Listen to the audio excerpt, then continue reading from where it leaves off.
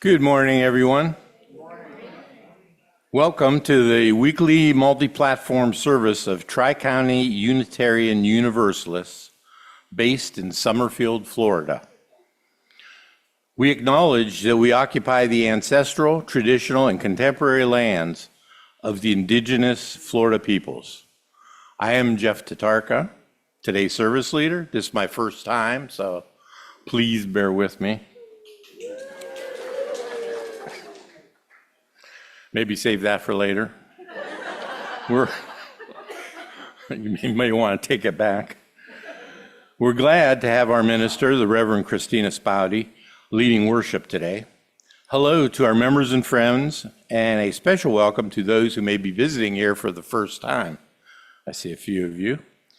Unitarian Universalists are united not by a creed of shared beliefs, but by a covenant of shared values. We celebrate that we do not need to think alike to love alike. It is our respect and encouragement of each other's diversity of thought that truly binds us together.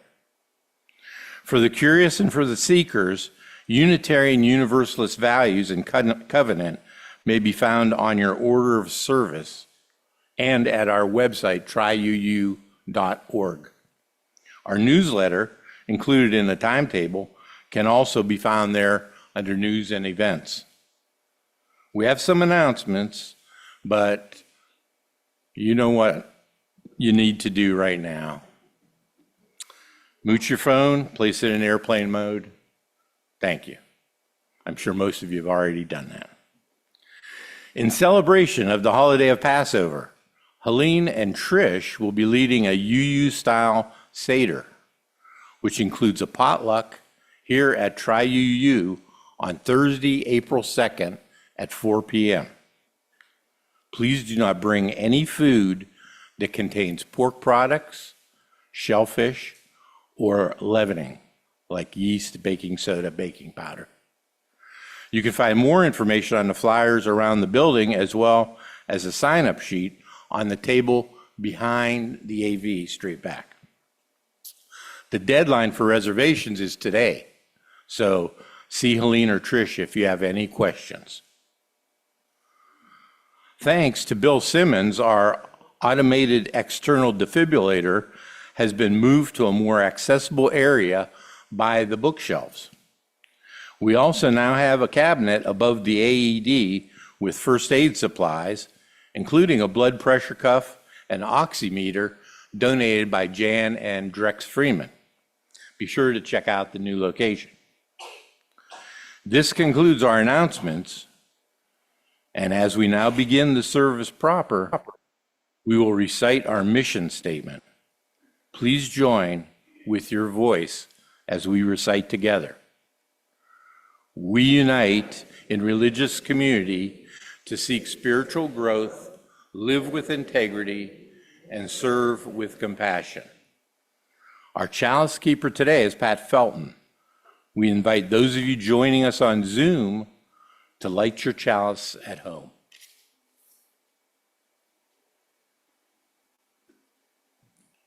Hear these words of Brene Brown. I don't have to chase extraordinary moments to find happiness. It's right in front of me if I'm paying attention and practicing gratitude.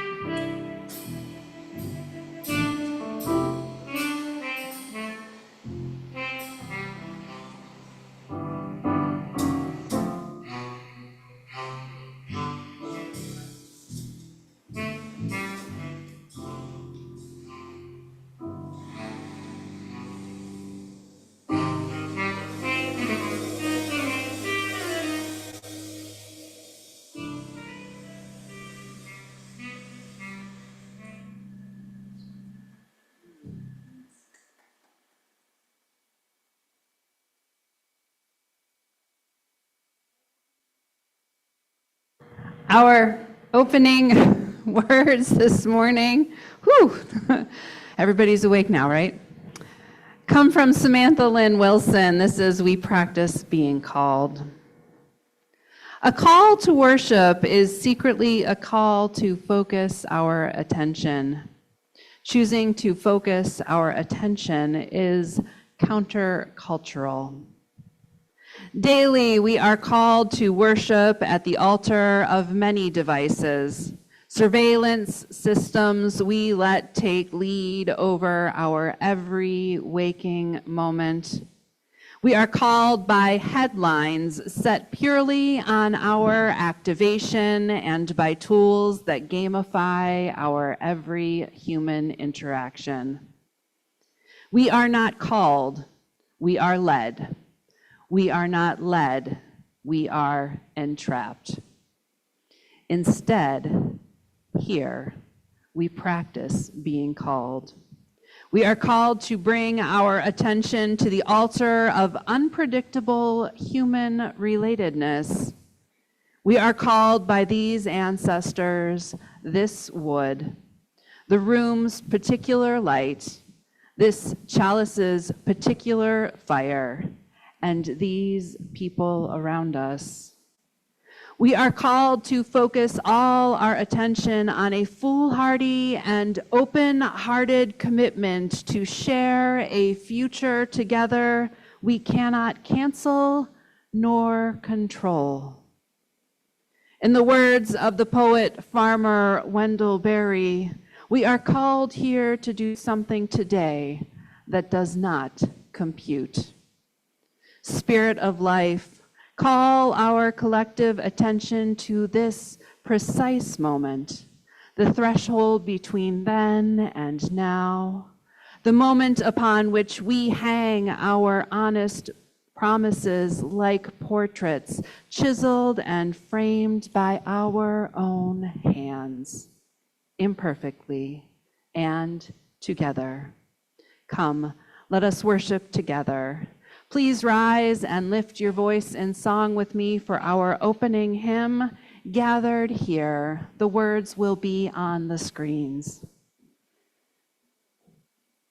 And once again, I will be playing the piano through the entire song first, and then you can join in, and as you can see, it's around. So you have our leaders in the front.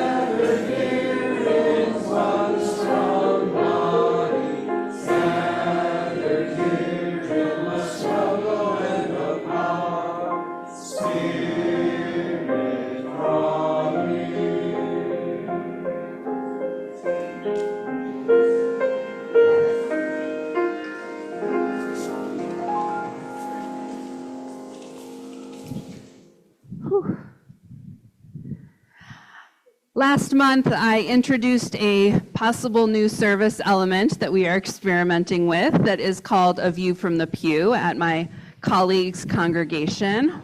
It's an opportunity for people to offer their own reflection on the month's or the service's theme. No one has volunteered yet, hint, hint. But I thought Sally Mason would be a wonderful person to share something today, as I learned at our last New to UU class that she does Tai Chi. If you'd like to share something, please do let me know. I'd be glad to support you in creating something if you'd like, or just to let you share. Please welcome Sally.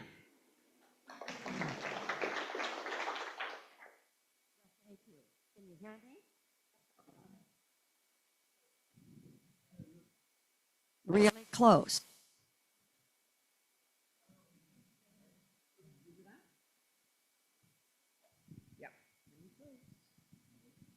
Really close. Oh, I can feel it now. Okay, I have been practicing Taoist Tai Chi for about 20 years, and it's always a practice. You never get really good at it because you learn more and more about how your body moves, how you breathe, and how to think. So, Taoist Tai Chi, let me read what it says about it. It's meditative and has physical aspects. It involves deep stretching, full range of motion with continuous turning of the spine. It's good for all systems, tendons, joints, connective tissue, and organs. And there are some specific things that I do that I have gleaned from people who went to physical therapists. And so they came to me and said, Sally, you should put this in the exercises that we do. And so I did.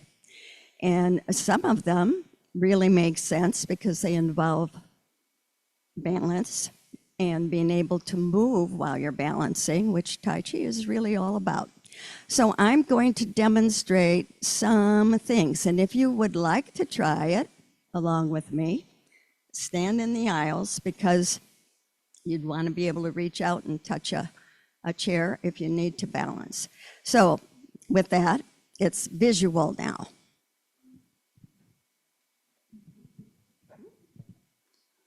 Okay. The big thing in Tai Chi is squats. And anybody who's ever gone to a physical therapist, nobody can hear me now. I'm going to talk louder. Okay. Squats. You're going to have your toes pointing out a little bit. You're wider than your hips. Then you sit down, and this is one that is called hands through water. So you keep your back straight, your head up, and your hands come across. Now this is twisting the spine, isn't it? So it's very slow, and sometimes hard. So that's hands through water. We do another one that is called earth to heaven. So the hands are way up here, down, turn over the earth, and push it up, way back. Some cases not so way back. All the way up. And hands go over the knee, because we like it. Louder. Variety, well, this is kind of visual.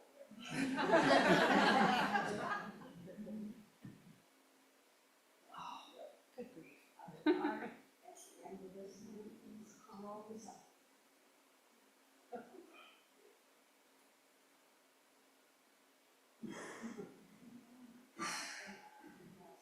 Some more twisting of the spine. This is called washing windows. They must be curved windows. I didn't make this. So you're going to turn above your hips. So there's none of this swinging the hips. You're going to turn up here in the trunk part of the body. So hands out. Exhale. Inhale.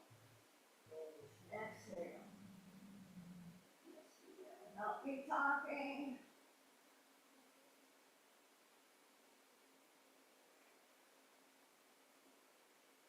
Now, you should have felt that right in here. Now down here in the hips. So that's about. Hands, your grip. People tell me the saying, get a grip is really true, because if you lose your grip, you're in trouble. And I don't know about you, but I've lost some of the strength in my hands because of arthritis, so we have something for that. All right, put your stance here, kind of let your knees relax. Shove out, and you see my hand is like this, and then you roll that and make it this and bring it back. And you're going to do both hands. Out, listen. So put an exhale, inhale.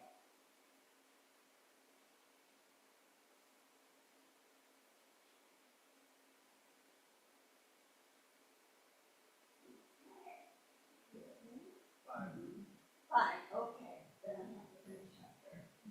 Oh, you get that horse, I did a good job.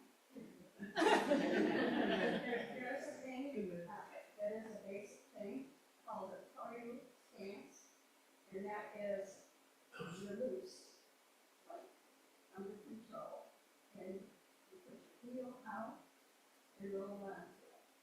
So this is a spine twisting thing too. As you can see, I come back straight, I sit on this foot, come up, and turn. So this is great plus that's the way I have to do it on both sides. Do it the other way.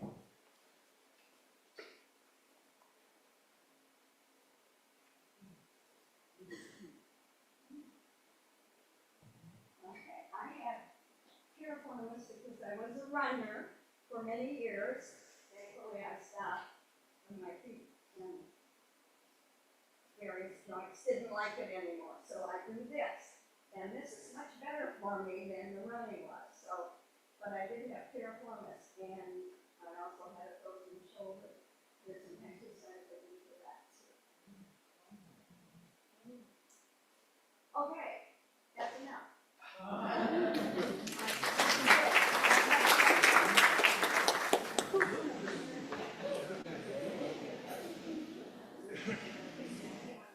Thank you so much, Sally.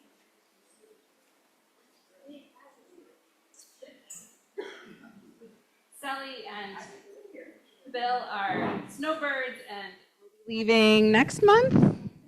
Yeah, next month. But Sally would be glad to do some education and form a group around Tai Chi at some point if people are interested. Thank you. Now, as we move deeper into the service, let us turn inward to consider transitions, the joys, sorrows, and concerns that we all experience in our life's journeys. There are 3 bowls of stones of different colors representing the gratitude of joy, the grief of sorrow, and whatever feeling you're having related to your concerns. After those present in the building have placed stones in the water, our ushers will place stones in the water on behalf of those who are not present with us in the building and those who have chosen not to or who are unable to come forward. Those online are invited to type into the chat to express what is in your heart. When all the stones have been mingled in the water, we will take a moment for silent meditation or prayer. You may now come forward.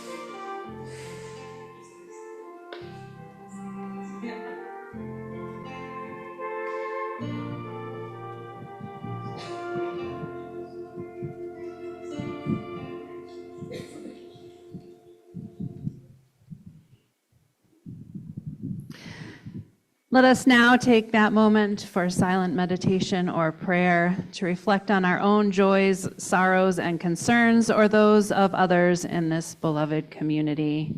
After the moment passes, the sound of the chimes will bring us back into this space, and we will sing our responsive hymn this month, Find a Stillness.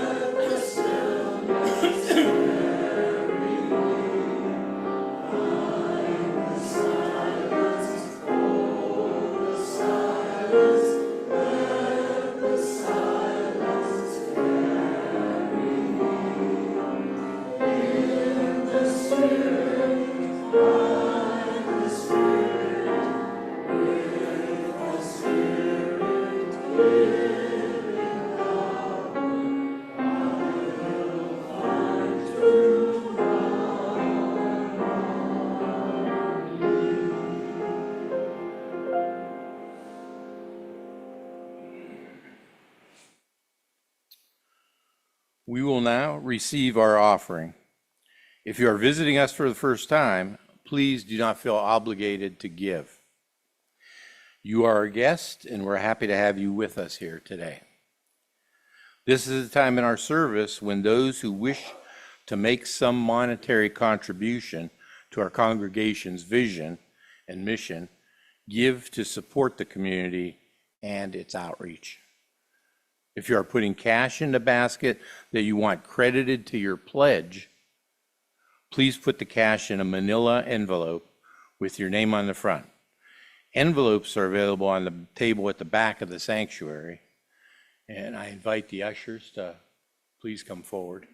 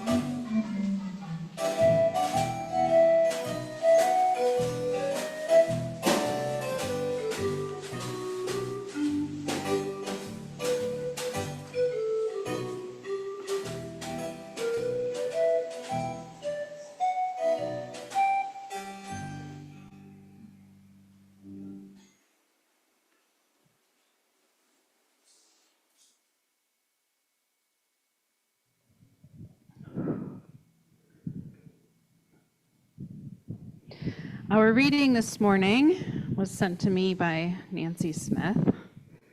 This is 5 seconds of mindfulness, an excerpt from a speech given by the Venerable Bhikkhu Panakara at the Lincoln Memorial in Washington on February 11th, 2026. He is one of the monks who is doing the Walk for Peace. He says, "Today I do not ask you to think about big ideas. I simply invite you to live 5 seconds of your life with mindfulness. 5 seconds, if lived with mindfulness, can change one person, one family, one community, one nation, and the world. In the first second, choose loving kindness. Loving kindness does not need power, money, or a title. It is simply the choice to stop before hurting, to stop before speaking, to care instead of reacting. If each person takes just 1 second to ask, will this hurt anyone? The world would already be kinder. In the second second, choose compassion. We do not know what pain others carry, what losses they have faced, or how hard they are trying to survive. Compassion does not mean agreement. It means not adding more pain. A compassionate world does not abandon the weak and does not create more suffering. In the third second, choose love. Love means children grow up safe. Love means elders live with dignity. Love means we do not turn away when someone is in pain. To start with truly loving yourself. Start with that love for the person in front of you, whether you know them or not. That is how we create a more loving world. In the fourth second, choose harmony over winning. Harmony does not mean sameness. It means respect without agreement and coexistence without fear. Peace does not come from victory. Peace comes from the ability to live together. In the fifth second, choose hope. Hope that people can return to morality. Hope that violence is not the final answer. Hope that the world can soften if we slow down and listen. The walk for peace is not a protest. It is not to convert. It is a reminder that hope still exists when people are willing to care. Hope is a final light that must never go out.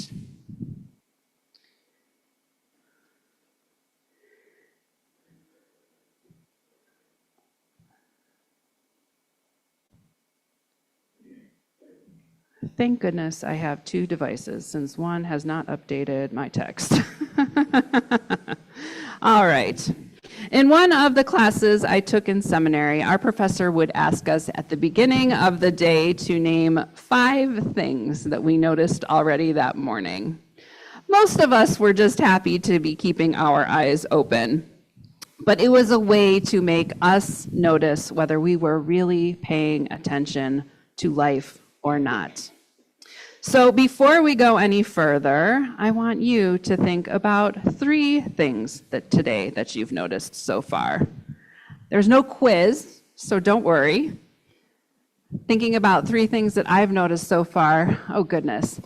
I noticed this morning that there was somebody driving next to me whose passenger had a sleeve of tattoos. I noticed that my cats were much more interested in whatever was going on outside this morning than they usually are. And I noticed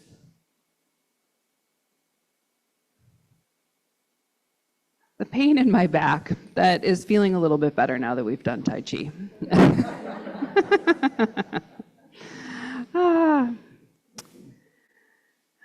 All right.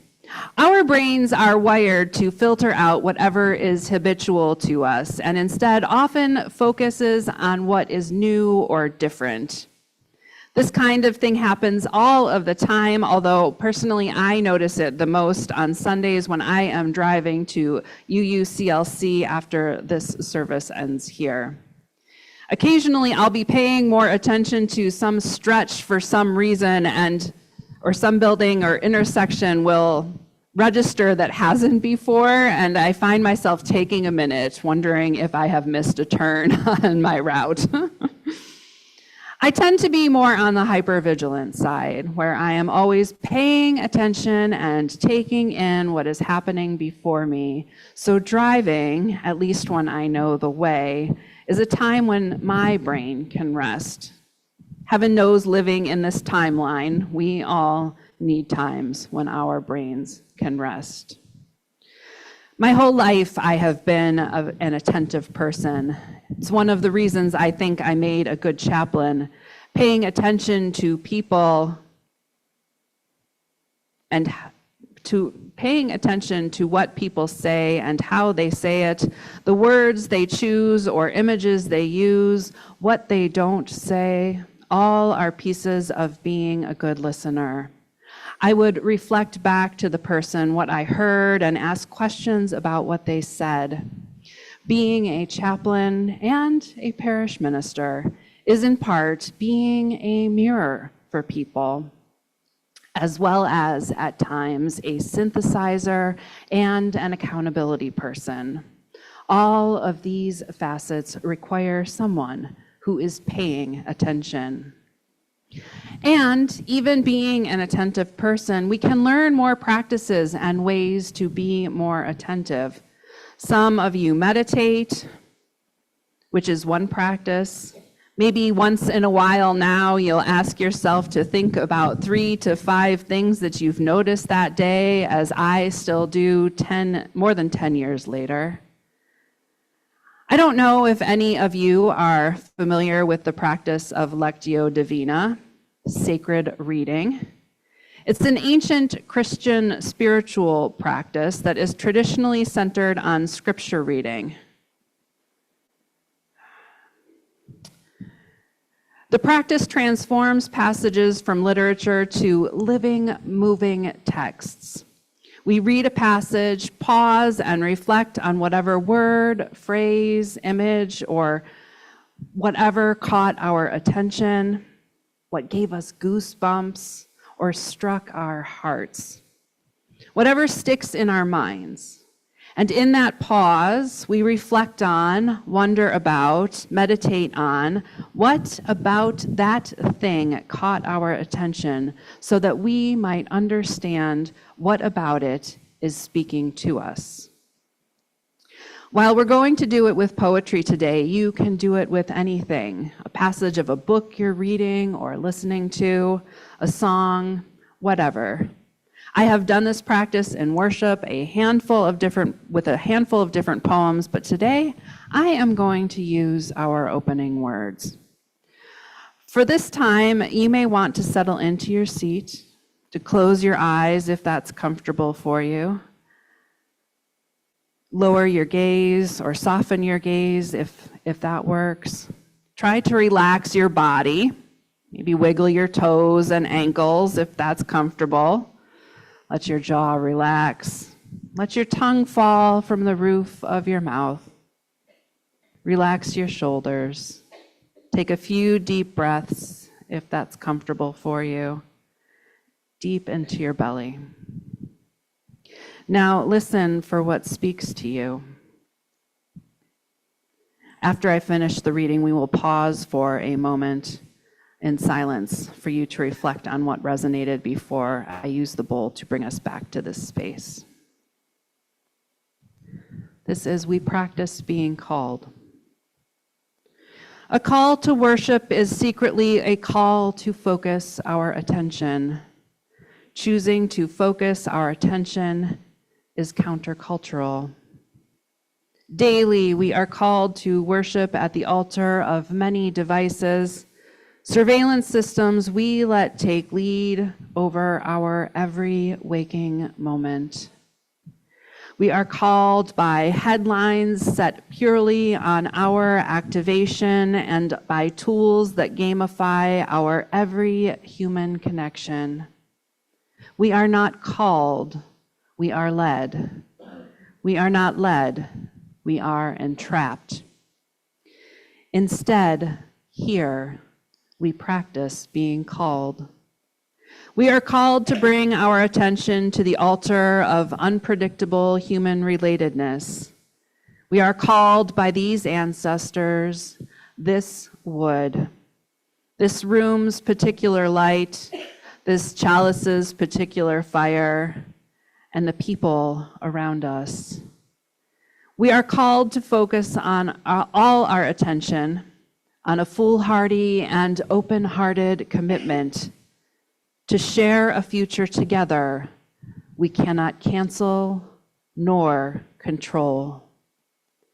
In the words of the poet farmer Wendell Berry, we are called here to do something today that does not compute. Spirit of life, call our collective attention to this precise moment, the threshold between then and now, the moment upon which we hang our honest promises like portraits, chiseled and framed by our own hands, imperfectly and together.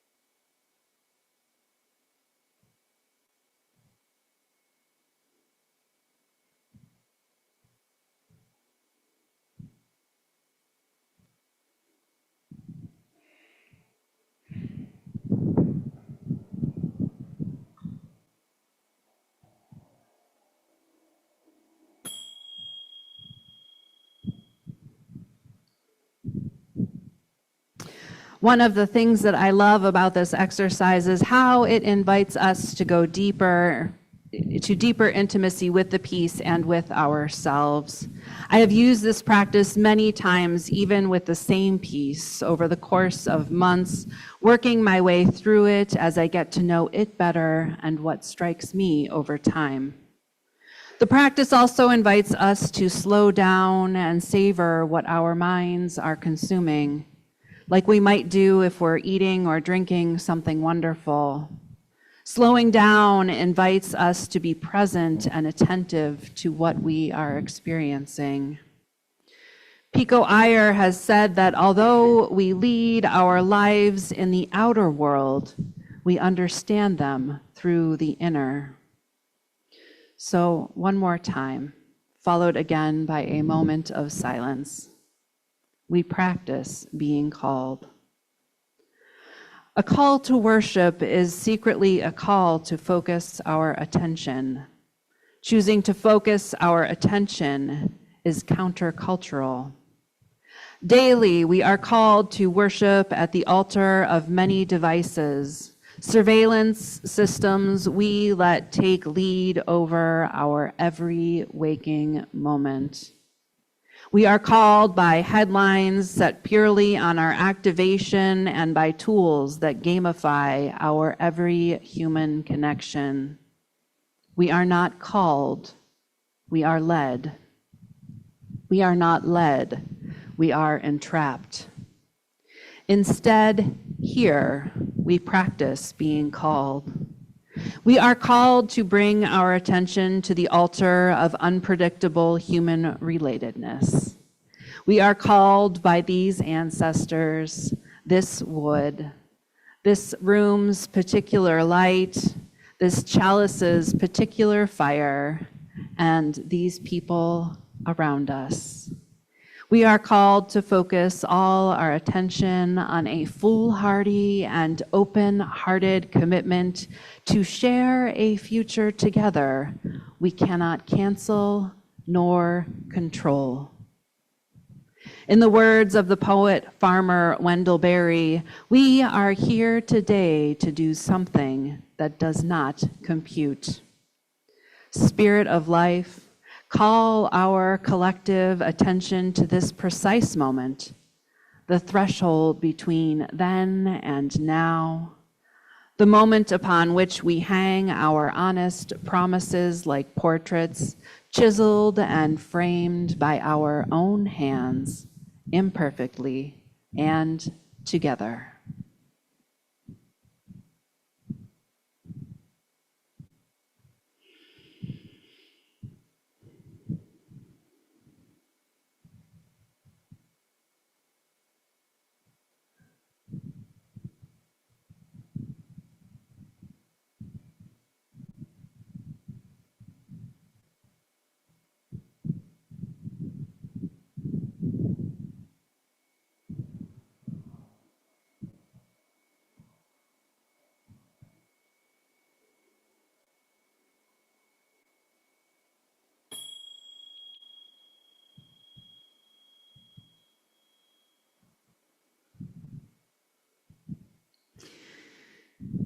Even if this practice isn't your new favorite, I hope it reminds you to slow down and appreciate the moment and all the wonderful things we have to experience even in these times.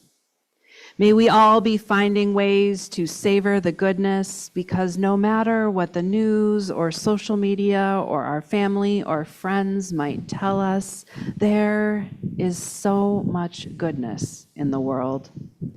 May we be willing to open to new revelations. May we embrace opportunities to pay attention to ourselves and those around us. May all this bring us gratitude, generosity, compassion, and hope. If you would please rise and lift your voice in song with me for our closing hymn, Wake Now My Senses. The words will again be on the screens.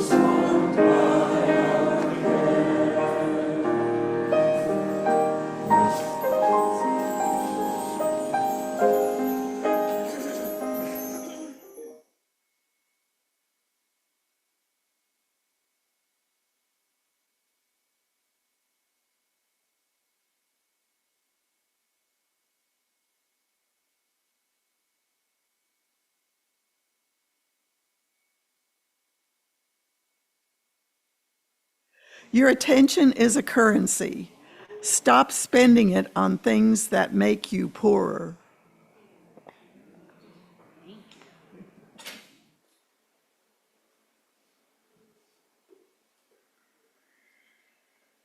I invite anyone who has just begun to visit with us and who wishes to do so to introduce himself. Please raise your hand and an usher will bring a microphone to you. Please keep the microphone close to your mouth so we can hear you.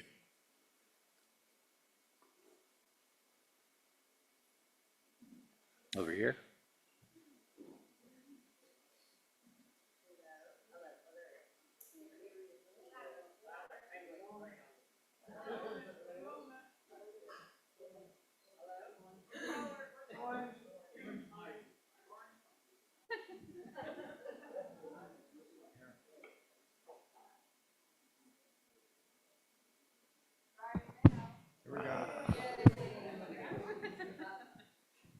Hello? Okay.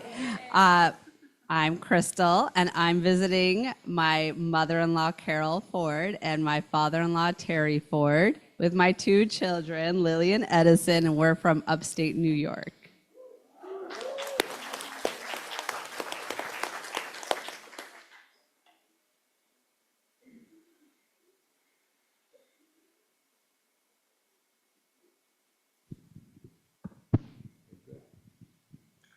Good morning. Oh, it turned off again? No, it's on. Okay. Hi, everyone. My name is Maria Renner, and I'm here for the second time, so I don't know if that makes me brand new. I was here over the summer. I have family who live in the villages, and I'm a seminarian who lives, a UU seminarian who lives in Indianapolis. So.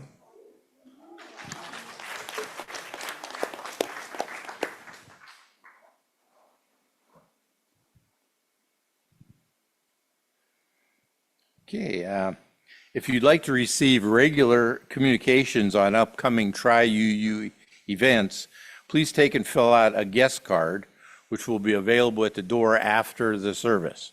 On April 28th, there will be a class for those wanting to know more about Tri-UU. Please sign up at the table in the back of the room.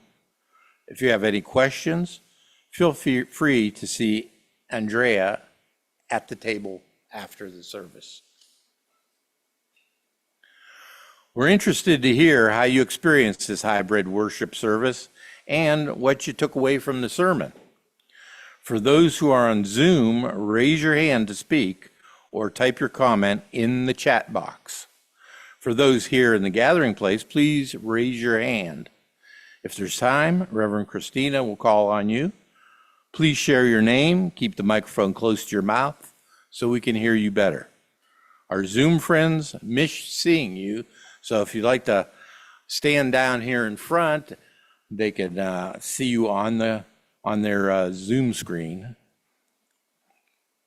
Please stand directly in front of the pulpit if you like. Please keep comments brief and on topic, and no announcements, please.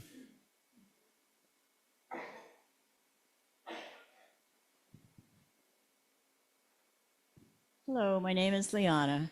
I just wanted to remark on how listening skills are so important. We're fortunate to have our Reverend Kristina, who has developed those skills because she mentioned she listens to what people say, how they say it, and what they don't say. And that is so important. And we develop it, I think, as we get older. And I really like the way that you repeated the message 3 times, because every time you listen to it, you pick up something different, in the front, the middle, or the bottom of it. So it's really important. I appreciate that.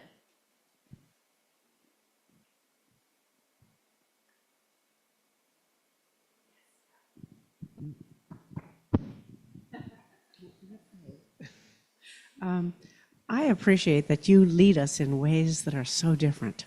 It is, you open up the world to us in so many ways that has not happened before. I just want to say thank you.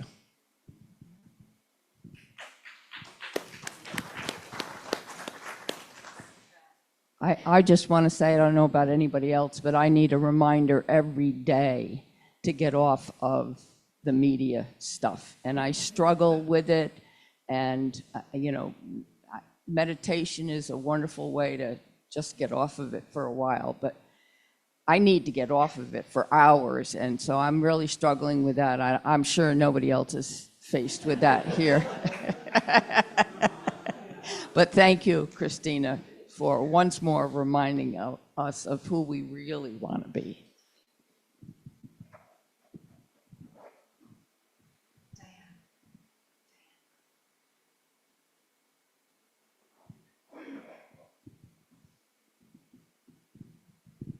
I'm Diane Carlin. I have trouble doing this on my own, and it's so wonderful to come here and have an opportunity to do something that really serves my soul. And I hope we can do more of this. There are parts of our service that have it ordinarily, but this was so special today. So thank you so much for I have peace in my body right now and in my mind, and it's a wonderful feeling. Thank you.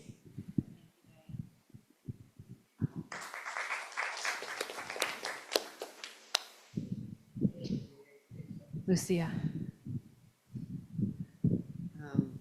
My name is Lucia. I just want to say, I just want to tell you that meditation is going to be this week at 10:30 with Joyce, and it's not in the paper now, but because we have been having some changes. But I would like you to know that at 10:30 is meditation here. Yeah, the night. Thursday the 19th, Thursday, after Wednesday.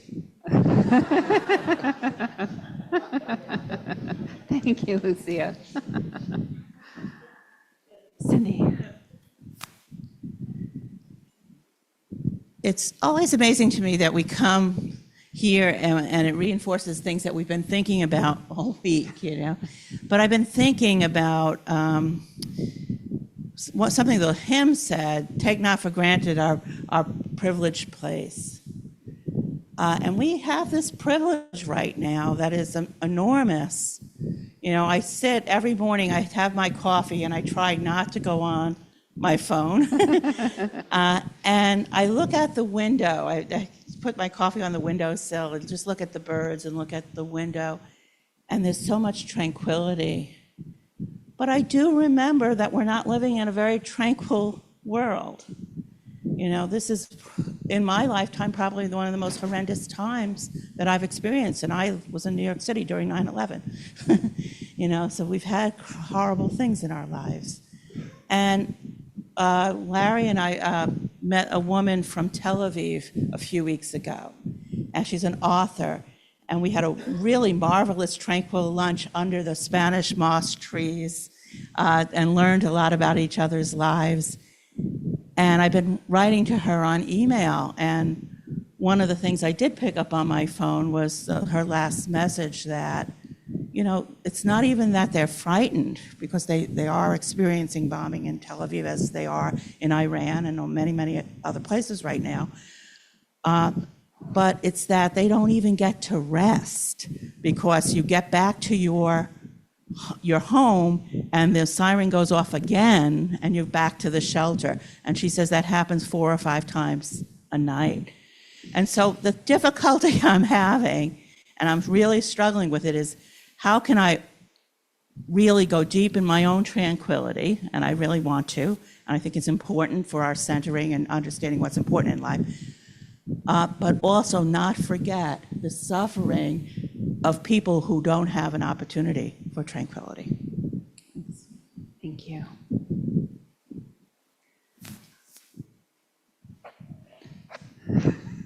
Maria, Randall, and then that's it.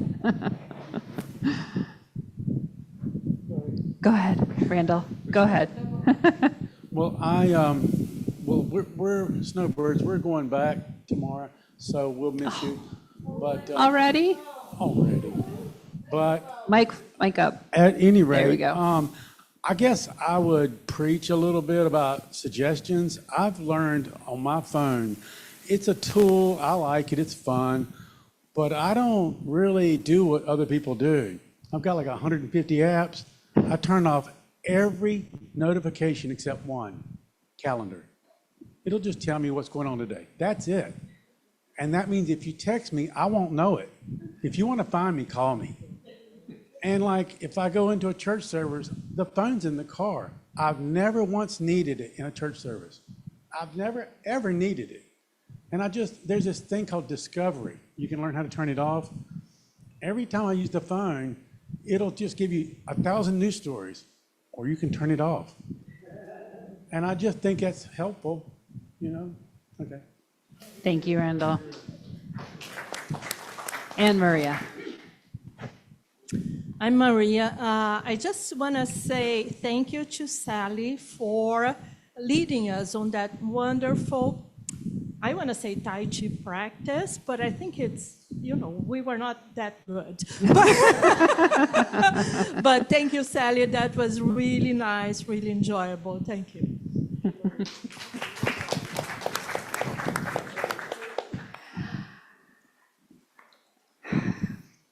Go ahead. Yeah, it's okay. Okay.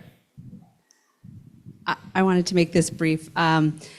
I'm very grateful that my kids came with us this morning, but I do want to speak to attention and your children or grandchildren probably, they are being hijacked by technology. I know my kids are sighing right now because I'm like, you have got to experience real life experiences. I mean, we all know the iPads, it's fun, it's great, but real life that is real life. That is where you learn and you make the connections, and we are fighting. Parents are fighting against a tide. Technology has got their hands on our kids. Look around, you see all the kids walking around on their cell phones. And, I'm grateful that the kids came here today. And, we really have to pay attention because it's how we connect as humans. We need to be face to face. So thank you. Thank you.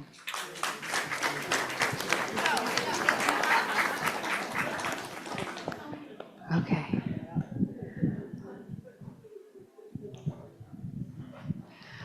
Our closing words come from Rebecca Savage. Blessings shall follow us.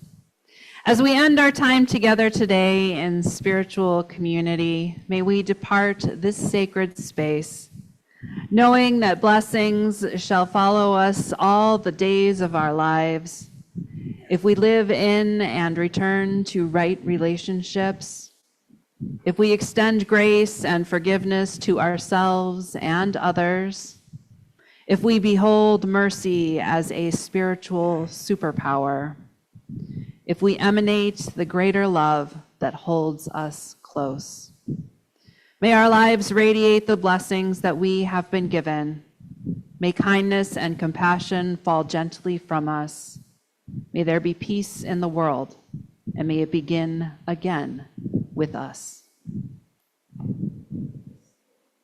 No, sit down.